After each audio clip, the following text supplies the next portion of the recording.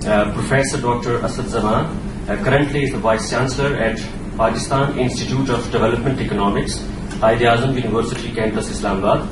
Dr. Asad Zaman has served in Johns Hopkins University as Associate Professor from July 1991 to June 1993. Also, Dr. Asad Zaman served as Professor in Bilkent University from June 1993 to July 1999. Professor Dr. Asad Zaman served in Lahore University of Management Sciences as Professor from July 1999 to December 2002. And he also served as Director General, International Institute of Islamic Economics at International Islamic University, Islamabad, from December 2002 to December 2013. He's a leading economist of Pakistan. He published two books, many books, but the main two books are Statistical Foundations for Econometrics Techniques and Islamic Economics, a Survey of the Literature. Dr. Asad Zaman had produced more than 20 PhD scholars and also more than 20 MPhil scholars. May I request the Honorable Professor Dr. Asad Zaman, Vice Chancellor, Pakistan Institute of Development Economics, to please address the audience. Bismillahirrahmanirrahim. Nahmaduhu wa nusalli ala Rasulil Karim. I would like to thank the organizers for arranging this, and especially Dr. Waqar for a very enlightening presentation on the budget. I'm going to, he has presented a very detailed micro picture, item by item, line by line. I'm going to talk about the bigger picture. Basically, the issue is that there is a budget and there are allocations, and the issue is what should we, where should we raise money. But there is the whole issue of why is this budget, our budget, why do we have such a huge portion of interest payments? Surely, and if we start from the beginning and we say, okay, we will follow Islamic laws, then there would be no interest payments. No. Is there? So that would expand our budget capacity by 1/3. Now, how can we get from here to there? There is a issue. It's obviously not an easy job, but it is not impossible either. What I would like to say is that the most of the obstacles are in our minds. We have been colonized and mentally enslaved, and so we have been taught to think within certain boundaries, and we think within these boundaries, so we accept whatever is the current state of affairs and say, all right, within this box, what can we do? The question is, can we move outside of that box? So my talk will be addressed to that. Just last semester, especially for this, I taught a course on advanced micro in the graduate program in PIDE, in which I explained that how every single thing that is taught in economic theory is just wrong, and how we can change it and improve it. And so it's not just that critique, it's just how can we move out. This idea that every agent maximizes, this is wrong. People don't maximize. And the idea that economy is always in equilibrium, this is also wrong. Economy is mostly in disequilibrium. And these are the two axioms on which economic theory is built. And now you can reject this. The supply and demand mechanism for determining how prices are determined is wrong. It doesn't work like that in the real world. And we can find out. It's not that it's rocket science to find out how the economy works. It is possible to do so. And when we do so, then some very important insights emerge. I'm not sure, I'm a little bit afraid that my talk will not be very coherent because there is so much background that I cannot cover it all. So I will just give hints and maybe they will not be very clear. But I have a lot of different videos in YouTube which explain every line in a 1.5 hour lecture in detail. So the first, now you can reject this. The supply and demand mechanism for determining how prices are determined is wrong. It doesn't work like that in the real world. And we can find out. It's not that it's rocket science to find out how the economy works. It is possible to do so. And when we do so, then some very important insights emerge. I'm not sure, I'm a little bit afraid that my talk will not be very coherent because there is so much background that I cannot cover it all, so I will just give hints and maybe they will not be very clear. But I have a lot of different videos on YouTube which explain every line in a 1.5 hour lecture in detail. So the first thing, let's start by money. Of course, budget is all about money. How much money you have, where do you get it, how do you spend it? This is the whole game. Now the problem is that the textbooks teach us the wrong theory about money, the wrong theory about inflation, and the wrong theories about investment. 2014, there's a paper by Bank of England which says that the theories which are taught in textbooks about how money is created are wrong. Now, Bundesbank in Germany has similarly acknowledged the same thing more recently. So, the textbook teach the wrong thing about how money is created.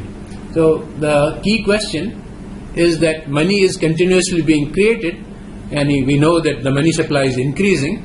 Who is increasing this money supply? So, the theory that we have learned in our university says that it is the government, but actually this is not true. Money is created by private banks, much more so in financially advanced economies, and not to the same extent in Pakistan, but nonetheless, those people who create money, they do not want this to be known. The reason that the textbooks teach lies is not because people can't understand what's going on. It's because these lies have been put in to conceal the powers of money creation. So, why can't, there's a budget deficit, so of 400 billion rupees that we just saw. So this government is going to borrow it from the banks. Now the question is, why can't government just print this money?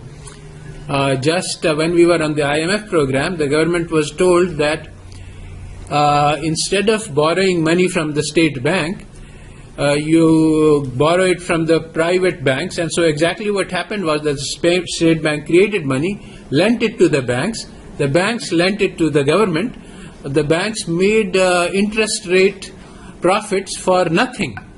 Why is this strange system in effect? There is a reason for this. Now, if we say that no, the government should, instead of borrowing from the banks, the government should just print 400 billion, not acquire a debt which will be a later burden. The economists will tell you, no, that will be very inflationary. That's ridiculous. There's nothing like that. But the wrong theory. The US have expressed surprise that our theories say that there should have been much more inflation, but we don't observe it. So that's actually very complicated.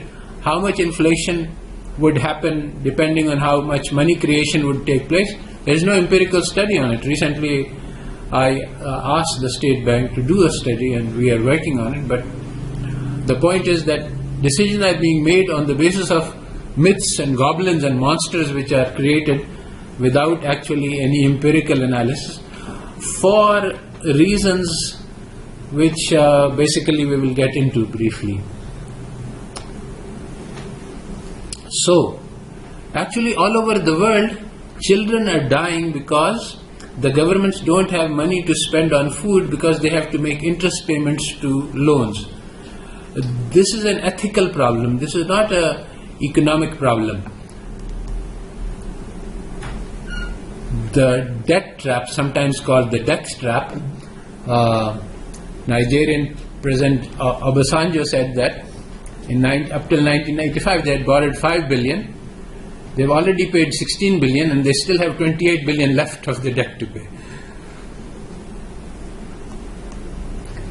So the problem is that, you see, we are living in an age of financial capital. Capitalism was a system in which the capitalists owned machines and industries and factories, and they would hire workers and they would earn profits by exploiting the laborers. This is exactly, neoclassical theory came in to dispute this idea. Neoclassical theory is not a theory about how the economy works. It is a moral and ethical theory. It teaches you that the laborer is paid the marginal product of labor, which means that the wage he gets is justified. This theory was developed to counter-attack the Marxist idea that the profits that the capitalists are making are unjustified and they should be shared with the workers. And so actually the neoclassical theory tells you that no, the capitalist earns the marginal product of capital, which is what it is worth, and the laborer earns the marginal product of labor, which is what it is worth, so everybody is justified.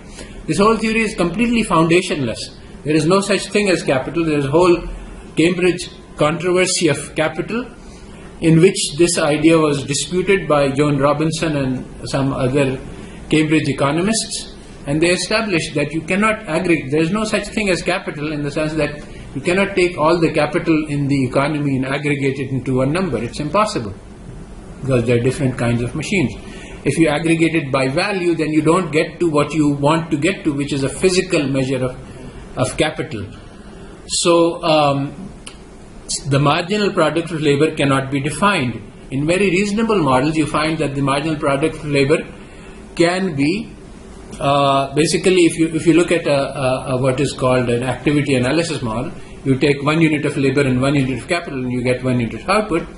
Then the marginal product of labor is the whole output, because if you remove the laborer from the picture, then there is zero output. If you put in laborer, then there is full output.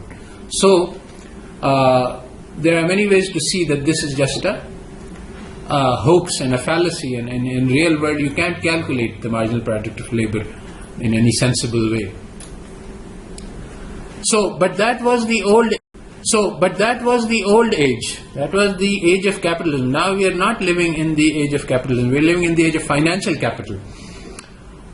In financial capital, money is what earns. And it's not physical labor. Actually, the physical capitalists, the industrialists and the factories, they are making very little money. All the money is being made by actually the creators and the printers of money. Today, 13 people own more wealth than the bottom 3.5 billion. Anybody who has money, this is what basically the Piketty book, the famous book which caused a big disturbance, he said that basically the economic theory assumes that there is something called the return to capital. But what he showed was that the return to capital is very high for the rich and very low for the poor. And we see that every day. If you are a poor man, you put your money into the savings account, you get 5%, 6%. If you are a rich man, you take the same money and you can get 30%. So obviously the income inequality is going to multiply. Now with this money, these people who have the money have purchased the whole world. They have purchased the universities, they have purchased the think tanks, they have purchased the governments. So all of the policy, and you can demonstrate this. Is not, I'm not exaggerating. I can show you the laws that are being made. But, and we are going to discuss this briefly. But behind all of this physical power and financial power, there are some ideas. As I think one of the famous books, Heilbronner or something, it's the dead economists' ideas which rule the world. And so some ideas were developed during the process which has been called the Great Transformation by Polanyi. Malthus, he said that the biggest problem is population, but not overpopulation by everybody, it's overpopulation by the poor. So what you should do, you should crowd them into small places and introduce the plague so as to kill them, so as to reduce the problem of overpopulation. Darwin came up with this idea of survival of the fittest. It's a dog-eat-dog world. And so, and this is good. I mean, if we try to kill the poor, we will eliminate the unfit people, and only the fittest people will survive. These are ideas which are currently ruling the world. Machiavelli, there's an analysis by political scientists that now people are, his ideas are at the core of political economic theory today. And what he said is that do anything you have to win. Lie, cheat, steal. If you get power over an enemy, crush them ruthlessly so that no one will have the courage to stand up to you. This was exactly the shock and awe strategy that was followed by the USA in Iraq, where the goal was that to put so much fear and horror and terror that the population would just fall into sajda before the Americans when they saw. So this was explicitly written out as the strategy. Many statements in England, when the industrialization process took place and they had to basically do a lot of harm to their own poor people, they said that we cannot afford to have pity for the poor, because if you have pity for the poor, you are an obstacle in the path of civilization. Many such statements are recorded. So the first thing that happened in the process of the great transformation which took place, which turned human beings into machines of production, today, you see, all of the training that we are giving is teaching students that you are a cog in the capitalist machinery. You are an item which we are manufacturing. We are wiping out, we are going to take out all your individualism, all your private personal thoughts, all your dreams, all your visions. You are being shaped into a particle which will fit into a machinery, and you will get paid for this. And when you get your degree, you will be put in the market for sale, and you will be sold to the highest bidder, and those people who are receiving the high bids, they are the lucky ones. And if you receive a low bid, then you are worthless. So the value of your life is only how much wealth you can produce. It is not whether you are a dreamer, whether you are a visionary, whether you are a human being, whether you have a spirit, whether you have a saint. These things are of no value because they don't earn money. And you will get paid for this. And when you get your degree, you will be put in the market for sale, and you will be sold to the highest bidder, and those people who are receiving the high bids, they are the lucky ones. And if you receive a low bid, then you are worthless. So the value of your life is only how much wealth you can produce. It is not whether you are a dreamer, whether you are a visionary, whether you are a human being, whether you have a spirit, whether you have a saint. These things are of no value because they don't earn money. So these ideas are ruling the world today, and it is because of these ideas that enable this kind of world where a few people have a lot of money and millions are hungry. And it is possible for us with the resources on the planet. It's not that there is lack.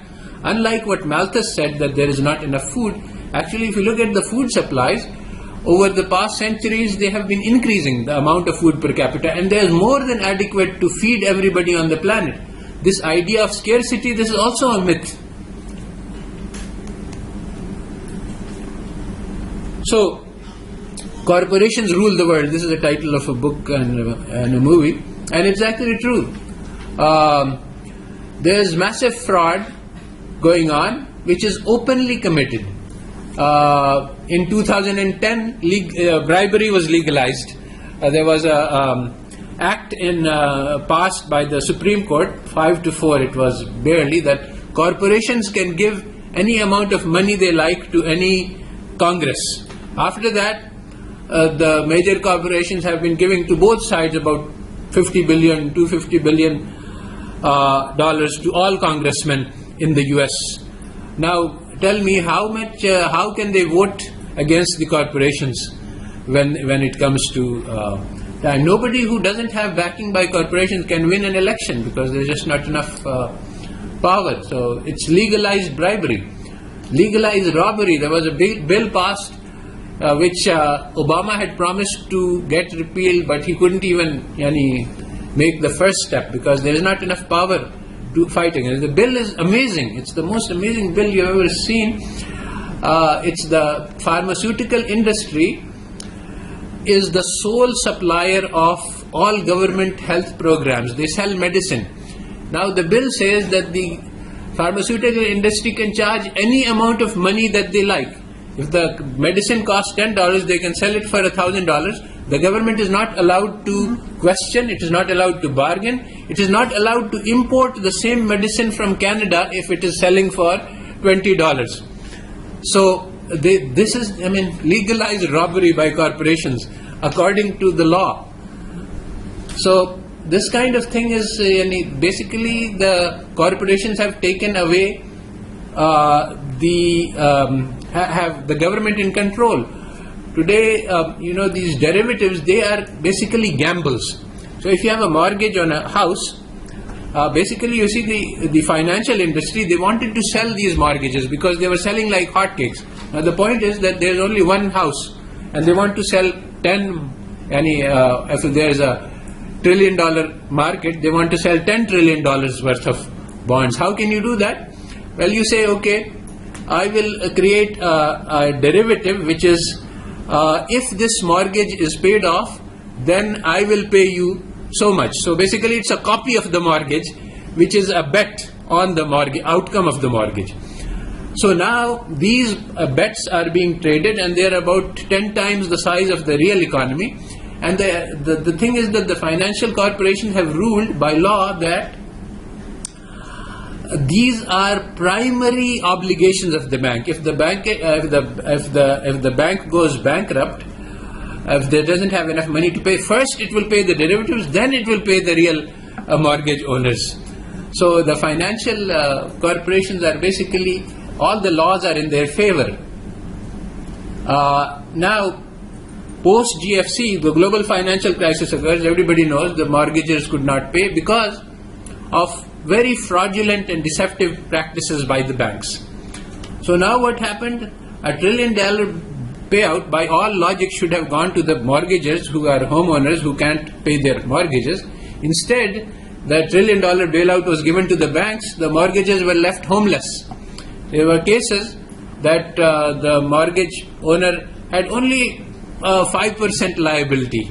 He said that just reduce my payments by 5% or 10% and I will be able to make and I will be able to stay.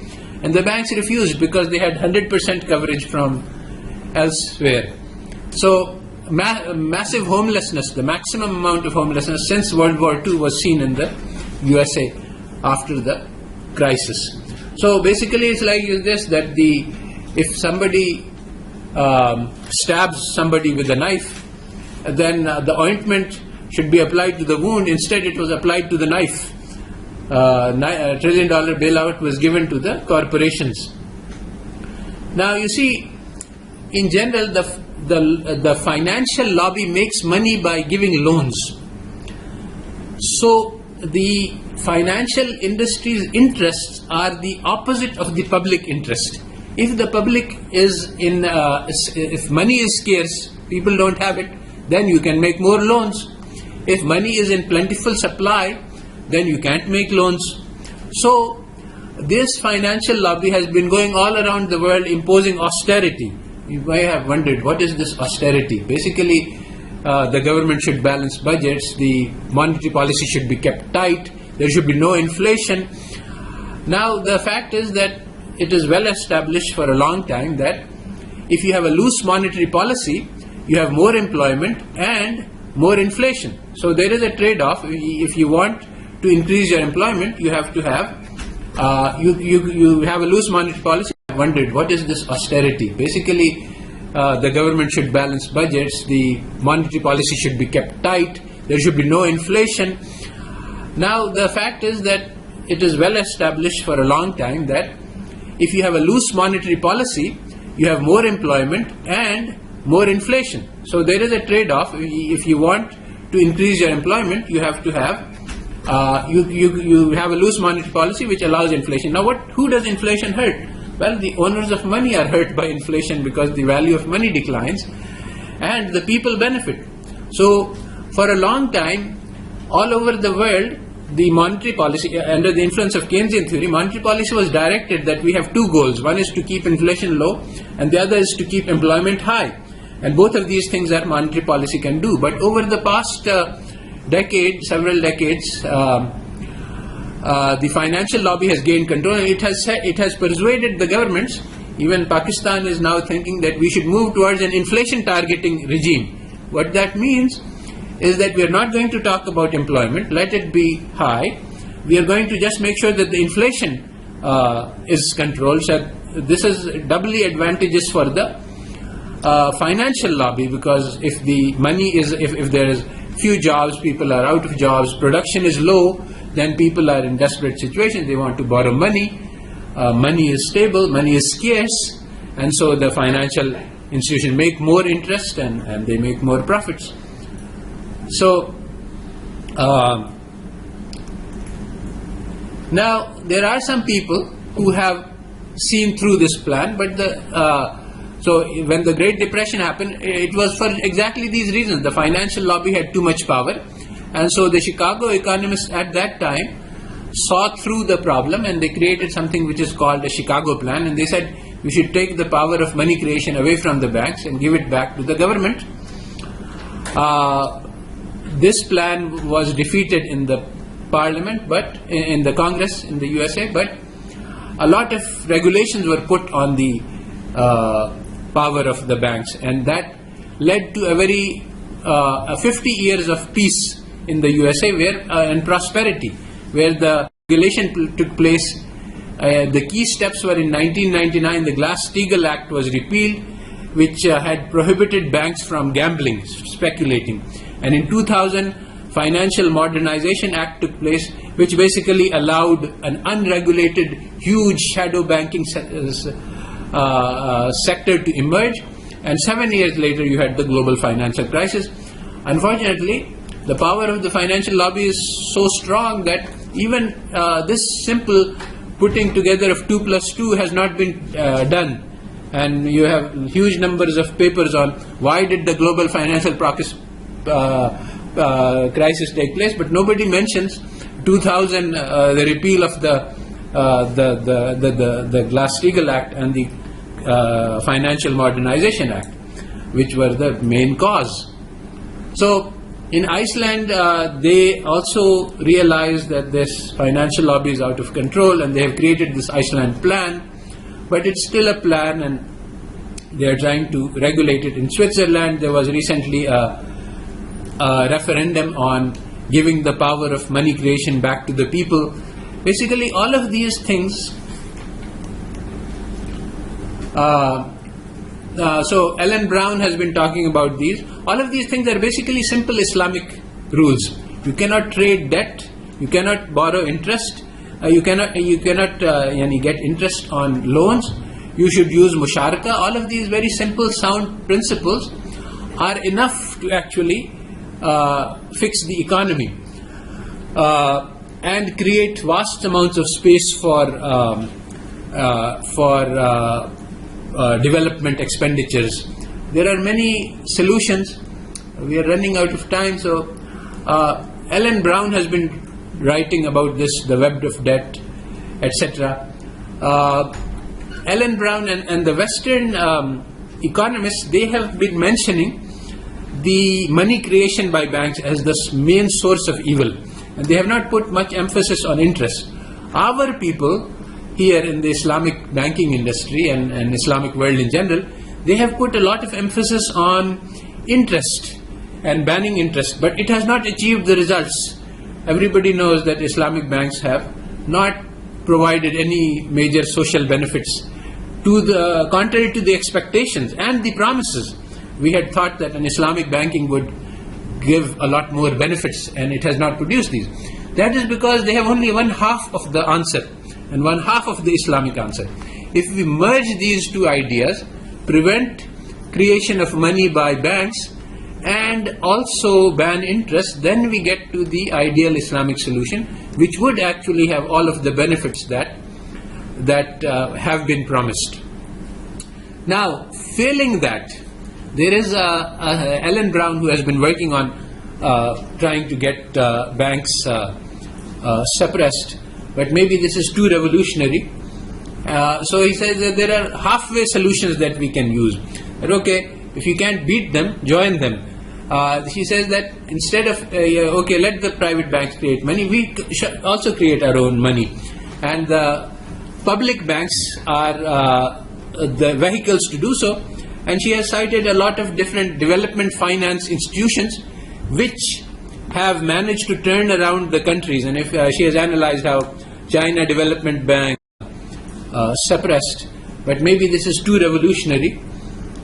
So he says that there are halfway solutions that we can use. That okay, if you can't beat them, join them. She says that instead of okay, let the private banks create money, we should also create our own money, and the public banks are the vehicles to do so. And she has cited a lot of different development finance institutions which have managed to turn around the countries. And if she has analyzed how China Development Bank and Brazil and India and in many other countries, development banks can create money, and then they can use it to finance development projects. And this has been very useful. But the key to this, the reason we have had failure, is that we need people with integrity. This was the key manufacture of the Prophet Muhammad sallallahu alaihi wasallam, people with honesty and integrity. If we had those today, and if our universities were teaching everything but ikhlaq and good conduct, if we were creating people with integrity, honesty, then we wouldn't need all of this sophisticated plans. Today the problem is that you have a plan of 100 billion and 99 billion of it goes to waste and 1 billion is put on the roads. Then obviously you can't develop. On the other hand, if you have honest people all around who have the spirit that if I am using this candle for public purpose, for a private conversation, so I should extinguish this candle because this is for public money, then you don't need very brilliant schemes. Then if every penny is put into socially useful projects, you will find that the destiny of the nation changes without any planning and without any genius.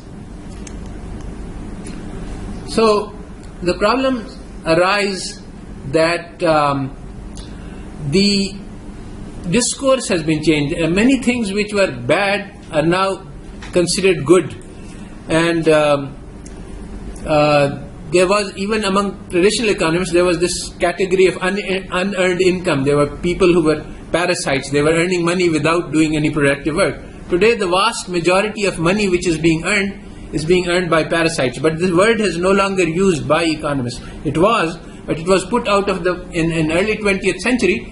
They disappeared land from the economic theory. Previously, there was a factor. When you looked at the theory of production, there were factors of production was land, labor, and capital. In early 20th, previously there was a factor. When you looked at the theory of production, there were factors of production was land, labor, and capital.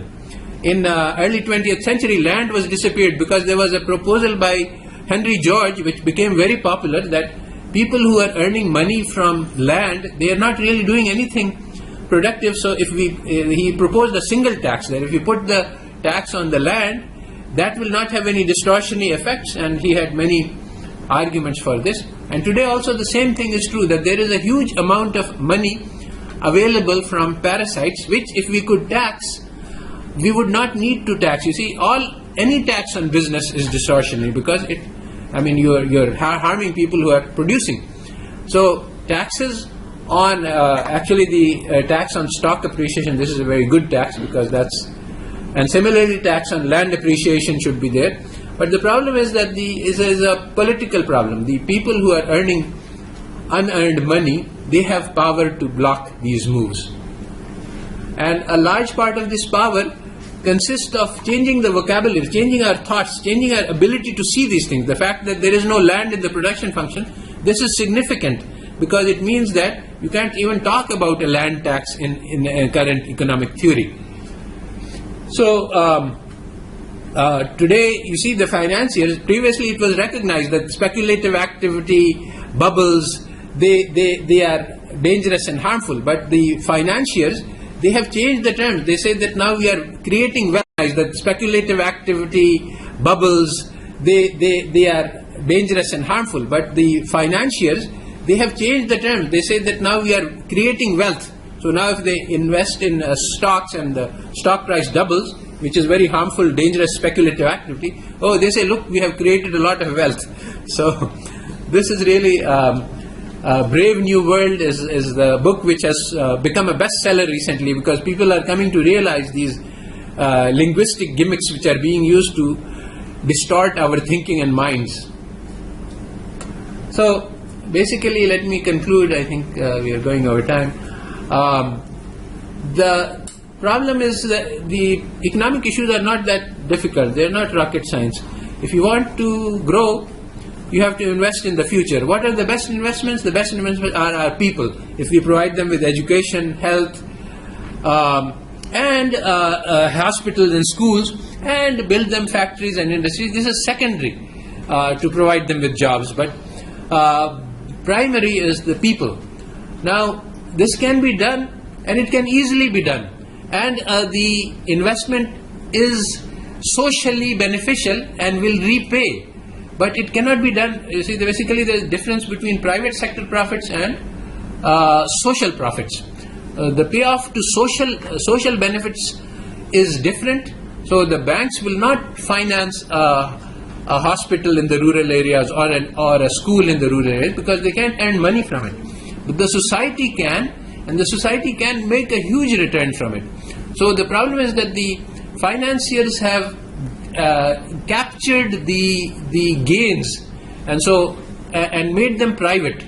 If we could recapture the power political from the finance sector, from the financial capital, even the real capitalists were not as bad as the financial capitalists. At least they did something productive.